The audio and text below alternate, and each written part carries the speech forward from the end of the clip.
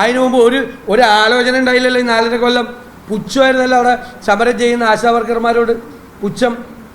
എന്നിട്ട് 33 രൂപ ഡെയിലി കൂട്ടിക്കൊടുത്തിട്ട് എന്തൊക്കെയാണ് ഇപ്പോൾ പറയുന്നത്? എന്താണ് ഈ പറയുന്നത്? ഏത് തരത്തിലേക്ക് അതപ്പതിച്ചിരിക്കുന്നു രാഷ്ട്രീയ പ്രചരണം? ഏത് തലത്തിലേക്ക്? 4.5 കൊല്ലം മിണ്ടാതിരുന്നിട്ട് ഇത് നമ്മളെ നോക്കി കൊഞ്ഞനം കുത്തി കാണിക്കുക. അല്ല, ക്ഷേമ പെൻഷൻ കൂട്ടണമല്ല, 4.5 കൊല്ലം നിങ്ങളെല്ലാം ഉറപ്പ് കൊടുത്തത് ഞങ്ങൾ അധികാരത്തിൽ വന്നാൽ 2500 രൂപ പെൻഷനാക്കാം. 4.5 കൊല്ലം അനങ്ങാതിരുന്നിട്ട് ഇപ്പൊ തോറ്റ് തുന്നം പാടുമെന്ന് മനസ്സിലായപ്പോൾ പ്രഖ്യാപിക്കുകയാണ്. ഞങ്ങൾ കൊടുക്കണതിനൊന്നും എതിരല്ല. ഞാൻ ഇന്നലെയും പറഞ്ഞു കൊടുക്കട്ടെ, എത്ര കൊടുത്താലും ഞങ്ങൾക്ക് സന്തോഷം, ഞങ്ങളതിനെ സ്വാഗതം ചെയ്യുള്ളൂ. പക്ഷെ ഇപ്പോഴാണല്ലോ തോന്നിയത്. ഇപ്പോൾ ഈ ഇലക്ഷൻ അടുത്ത ആഴ്ചയല്ലേ പ്രഖ്യാപിക്കാൻ പോണം? അല്ല, അടുത്ത ആഴ്ച ഇലക്ഷൻ പ്രഖ്യാപിക്കാൻ പോകുമ്പോഴുള്ള ഈ തോന്നൽ അല്ല ഞങ്ങൾ പറയണ്ടേ? നിങ്ങൾ സ്തുതിഗീതം മാത്രം പാടിയാൽ പോരല്ലോ. ഞങ്ങളുടെ റോള് വിദൂഷകരുടെ റോളല്ലല്ലോ. പ്രതിപക്ഷത്തിൻ്റെ റോള് വിദൂഷകരുടെ റോളല്ല. വിദൂഷകരൊക്കെ പാർട്ടിയിൽ കാണും, പാർട്ടിയിലും നിങ്ങളുടെ മാധ്യമങ്ങളിലും കാണും വിദൂഷകർ.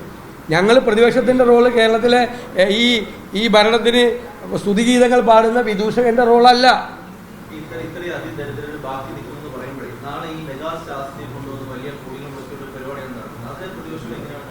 അല്ലല്ല, അതൊക്കെ ആളുകളെ കബളിപ്പിക്കുകയാണ്. ഞാൻ പറഞ്ഞല്ലോ, ഇത് ഈ നുണ പറഞ്ഞുകൊണ്ട് തരം ഉണ്ടാക്കുകയാണ്. നുണ പറഞ്ഞുകൊണ്ട് എന്നിട്ട് ഇപ്പോഴത്തെ കാലത്ത് ഈ PR സംവിധാനങ്ങളൊക്കെ ഉള്ളതിൻ്റെ മറവിൽ ഇതെല്ലാം ആളുകളെ തെറ്റിദ്ധരിപ്പിക്കാൻ വേണ്ടി ശ്രമിക്കുകയാണ്. യാഥാർത്ഥ്യങ്ങളിൽ നിന്ന് യാതൊരു ബന്ധമില്ലത്. അതാണ് അവരൊക്കെ അത് മനസ്സിലാക്കി പോകാതിരിക്കുകയാണ് അവർ ചെയ്യേണ്ടത്. ഇതിലേക്ക് ഇത്തരം ചടങ്ങുകളിലൊക്കെ അല്ല, ഞാൻ പറഞ്ഞത് ഈ കാപട്യം തിരിച്ചറിയണം.